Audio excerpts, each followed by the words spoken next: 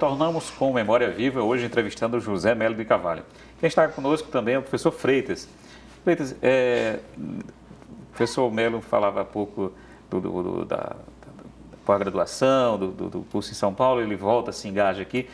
Você tem contato com ele nesse período? Como é que você trava esse conhecimento com o professor Melo?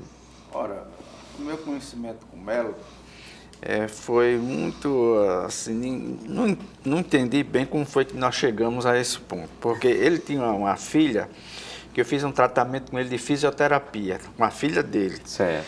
Ela dizia que tinha o pai dela era professor da universidade, que era do departamento de química, e eu não conhecia. Uhum. E ela, consequentemente, eu fiz esse tratamento com ela de mais de 2 anos. Seu pai, departamento que eu não conheço, sei o que lá. Aí depois que eu me aposentei da universidade, aí eu fui ensinar na Facex. Certo. E de repente eu encontro com um filho dele, foi meu aluno, que hoje é doutor, já tem curso de doutorado, já está fazendo até curso de pós-doutorado. Aí também falava que o pai dele era Melo, não sei o que lá, era professor do departamento de química, e digo, eu não conheço. Aí de repente, eu já estava no contexto da administração da Apurne, aí me tornei presidente da Apurne, pelo mandato de 4 anos, fui eleito 2 anos depois, mais 2. Aí, Melo, fazendo parte do conselho, entrou como no conselho fiscal. Uhum. Aí, Zé Melo de Carvalho, pai, você é Melo, assim, foi como tornou a nossa amizade muito próxima, né? A gente se tornou amigos. Ele ficou no conselho fiscal por 2 mandatos, não foi, Melo? E depois entrou na diretoria, como um dos diretores, como meu vice-presidente, ele foi vice-presidente comigo. Aí depois nós achamos conveniente que ele seria o próximo presidente da Apurne. Então, em comum acordo com a diretoria, e colocamos ele lá no primeiro mandato e agora já foi reeleito para o 2º mandato. Então ele está no 2º mandato também como presidente da Apurne, com todo o nosso apoio. Maravilha. Mas, professor, além dessa vida acadêmica, ainda teve tempo para se dedicar à Apurne? Como é que é esse envolvimento? Na Apurne, ainda na atividade, né, eu, como ele falou, era do Conselho Fiscal. Uhum. Então, na época, o presidente era Paulo Campos, depois professor Chagas, e depois já com Bosco, professor Feito, né? Nesse período foi o tempo todo do Conselho Fiscal. Certo? Então eu conheci a Apurne economicamente muito bem, certo? Porque eu era quem fazia a fiscalização da contabilidade, vamos dizer assim. Vamos só fazer um esclarecimento aqui para o nosso telespectador, que não seja... O que é a Apurne mesmo? Qual é a importância dela? Certo. A Apurne tem a sua importância justamente no recreativo, certo? Ela produz reuniões e conclaves com interesse na parte recreativa, ou seja, associativa, né? Dos professores. Dos professores, cultural, cívica, dos professores. Então, ela tem todo esse contexto, era onde, na nossa época, né? Eu sempre frequentei bastante a Apurne lá em Pirangi, porque era onde a gente tinha até os encontros dos colegas, né? Nos finais de semana, ia lá para a Apurne, associação, uma localização que você conhecia espetacular, certo? E daí a gente frequentava. O número de, vamos dizer assim, de possibilidade de você frequentar final de semana, naquela época ainda era pequeno. Então a gente escolhia sempre a Apurne, porque era uma boa opção. E sempre encontrava um colega. Sempre encontrava um colega lá para conversar, almoçar, ouvir uma música, uma coisa desse tipo. Então a Apurne sempre foi um espaço de sociabilidade dos professores da universidade. Justamente.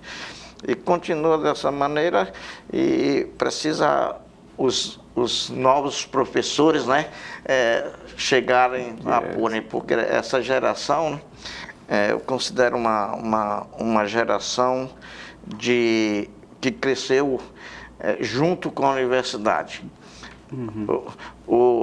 Acho que dá para confundir o crescimento, ou foi a universidade junto com a gente, ou a gente junto com a universidade, porque nós crescemos juntos. Se pegarmos os anos 80 para cá, a gente percebe que essa geração, eu tenho muito orgulho de fazer parte, realmente estamos nesse patamar que a universidade está hoje. Você conhece, acho que conhece a graduação de que nível ela se encontra, se não se encontra em primeiro lugar dentro do Nordeste, mas é o segundo, e com várias linhas de trabalho em primeiro lugar. E o departamento de Química, o departamento de Química, justamente. É um dos maiores departamentos, porque o departamento de Química ele leciona para 90% dos cursos da universidade. Então, tem um corpo docente muito grande. Um corpo docente grande, porque ela leciona não só para o curso de Química, mas sim para quase todos os cursos da universidade, certo? No decorrer da sua trajetória na universidade, você também foi chefe de departamento. Justamente. Passei um período sempre iniciando como vice, né? Passei um período... Mas foi vice do professor Djalma, não? Não, foi vice de Tereza Neumann. Tereza Neumann. Passei 4 anos com Tereza Neumann e logo em seguida, esse foi um dos que, de certa maneira, foi lá na minha sala algumas vezes me chamar para ser chefe de departamento, que era uma coisa que eu nunca não pensava. O professor Djalma, né? Ele foi a primeira vez, se eu me lembro, acho que ele foi sozinho. Eu disse um não. E acho que foi a segunda, já com outro professor, eu disse um não. Elis Cateno, né? Eu disse um não. Mas você conseguiu dizer um não, professor Djalma? Era porque eu não tinha a mínima intenção desse caminho, né? Eu disse que conseguia dizer não, porque o professor Djalma era convincente. Né? Justamente. Mas aí, um certo dia, eles todos, praticamente o departamento, chegou lá na minha sala, está aqui o papel, assina aqui. Você é o... Você é o nosso novo chefe. Certo. E você vai ser... os motivos eram convincentes. Certo? De tal maneira que eu era uma pessoa que tinha espaço com todo mundo dentro do departamento. Maravilha. E estava precisando de uma pessoa que tivesse essa característica. O diretor do centro desse tempo, quem era? O diretor do centro era Djalma. Quando você foi chefe, não era eu, não, era o... Porque o primeiro... O Otto, né? Que logo depois ele foi... Aí logo depois foi você. Eu me lembro como chefe de departamento, você era um dos diretores. Ou tinha terminado um dos mandatos. Não, foi depois de Otto, fui eu. Certo.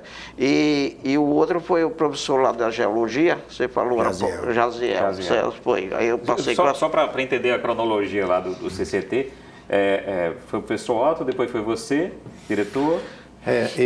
Foi, na verdade, depois de Otto, foi Alzamir, eu fui o vice de Alzamir. Tá? E aí Alzamir era da física. Era da física. E o seguinte, fui ser diretor e Jaziel foi o vice-diretor meu. E aí depois ficou Jaziel mais 2 mandatos. Certo. E aí você está no segundo mandato agora? Eu estou no segundo mandato consecutivo. Estou no terceiro mandato. No terceiro mandato, tá certo. E depois desses cargos, a convivência com o professor Djalma continua? Sempre foi porque o centro, na realidade, é que a demanda do departamento a nível econômico, tudo é com o centro, né? O centro é quem determina. Então, essa coisa na época teve a necessidade de contratação de um professor substituto, então tinha que conversar muito com o centro, mostrar todas as necessidades, né, devido ao número de disciplina, a carga horária muito alta. Na época, eu me lembro que o nosso departamento era o departamento que tinha maior carga horária para o professor. Então se mostrava a necessidade da contratação de substitutos. Quando no início, eu me lembro, eu iniciei com 2 professores substitutos, terminei com 10. Mesmo tendo bastante concurso. Peguei aquela época do primeiro mandato do PT, né, que é onde abriram bastante concurso, e mesmo fazendo bastante concurso, mas o número de vagas ainda era pequeno, então necessitava de professor substituto. E a gente, sempre esse número era baseado em carga horária. Me diz uma coisa, professor, deixando de lado um pouco a trajetória acadêmica, você vem do Ceará e mantém os laços, tem contato, voltou para Pereiro? Os 2 últimos anos eu tive afastamento porque... Teve? Minha mãe, Certo. eu tenho um irmão. Lá em Pereiros. E sua mãe foi super importante para a sua vida, para a sua formação, se emocionar. Pereiros tem, na sua geografia emocional, um lugar garantido no coração. Sim. Eu tenho... Na época eu ia umas 4 vezes por ano. Certo. Hoje vai mesmo. Hoje eu demoro um ano. Certo. Mas vai o quê? Na festa da padroeira? Ou Sim, do padroeiro? sim, Por coincidência, é dia 6 de janeiro, né? Festa de Reis. Festa de Reis. Certo. Certo. Eu estou sempre lá e... Desculpe a emoção. Não, mas faz parte da vida. Sem emoção não tem, né? A vida da gente é o quê? Nós seríamos... Mas está completando 3 anos. 3 anos do falecimento Agora. da sua mãe. E o professor Freitas acabou de falar que você tem um filho que já é doutor, né? Ele está fazendo pós-doutoramento, certo? Ele é biólogo. Ele é biólogo. É igual também ao professor Freitas, certo? Mas por caminhos diversos ele findou chegando no departamento para trabalhar como bolsista em laboratório e findou a professora conseguindo levar ele para pós-graduação. Aí já na área de engenharia de materiais. Engenharia de materiais. Certo? E terminou o mestrado, vai fazer pós-doutoramento, vai fazer doutoramento.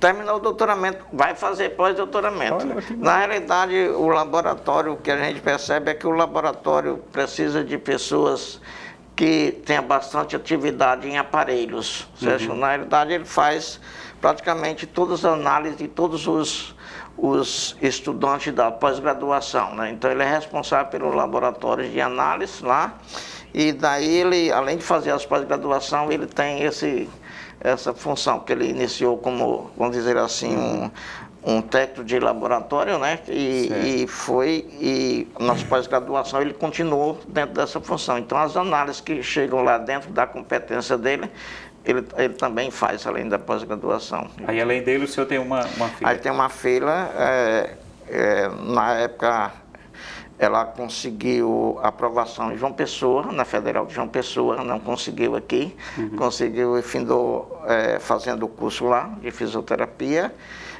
findou casando com um rapaz de lá, mas vindo para aqui, para Natal.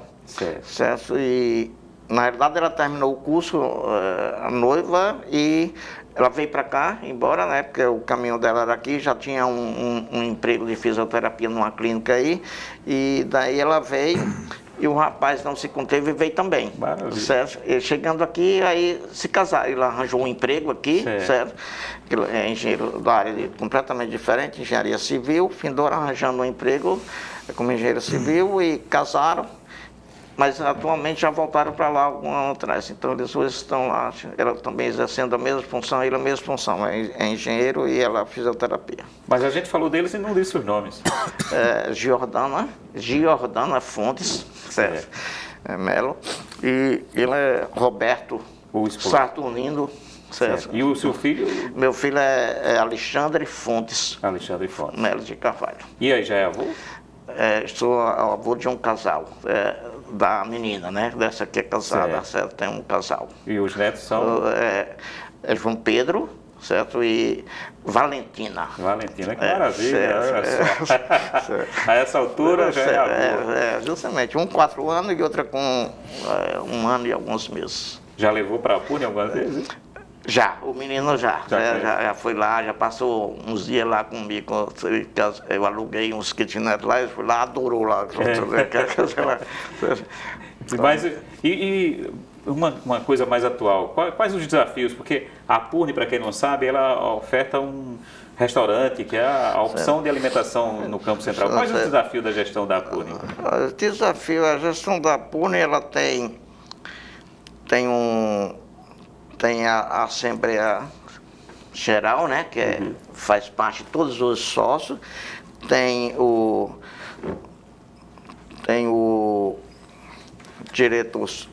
diretores, acho que são 5, e daí, fora isso aí, eu considero que tem uma aprendizagem muito grande, porque temos uma parte de hotel, que é de condomínio, que são os kitnets lá em Pirangi, temos a parte de restaurante aqui e temos a parte de bar. Então, dentro desse contexto todinho, você precisa realmente muito desafio para você conciliar os conhecimentos que, como químico, praticamente também é outra maneira de se fazer transformação, né? Sem dúvida. Porque você praticamente sai de um profissional de química para uma área administrativa, onde os próprios colegas são seus pessoas que estão ali e com a exigência, como professor universitário, tem uma exigência alta, né? Então tem bastante desafio nesse sentido, porque são muitas tarefas diferenciadas, né? Uma hora é o restaurante, que você tem que olhar de uma maneira, outra hora são os condomínios, que são em número de 24 kitnets, né? E outra hora o próprio bar na beira-mar, que você tem que olhar sempre como se estivesse administrando 3 coisas diferentes, certo? Então isso aí dá um bom aprendizado. E como desafio, é uma coisa que eu gosto, né? Porque você, como pesquisador, você tem esse desafio o tempo todo, né? Então é uma coisa que eu já estava fora da atividade, né? E que foi um bom desafio. Foi uma coisa, vamos dizer assim, muito boa para mim. Para a minha vida foi esses desafios, essa oportunidade de gerenciar uma coisa que é nossa, certo? Então foi muito bom. Professor, infelizmente o tempo da televisão é outro tempo, né? E ele corre mais rápido. Foi muito bom conversar com você, gravar esse documento que fica para a memória viva da nossa instituição. Obrigado, obrigado também. Então agradecemos a você pela oportunidade de contar um pouco da sua história. Agradecemos enormemente ao professor Djalma e ao professor Freitas, que se dispuseram a contribuir com o nosso programa. Chegamos ao final de mais um Memória Viva. Convidamos você a assistir o nosso próximo programa na próxima quinta-feira.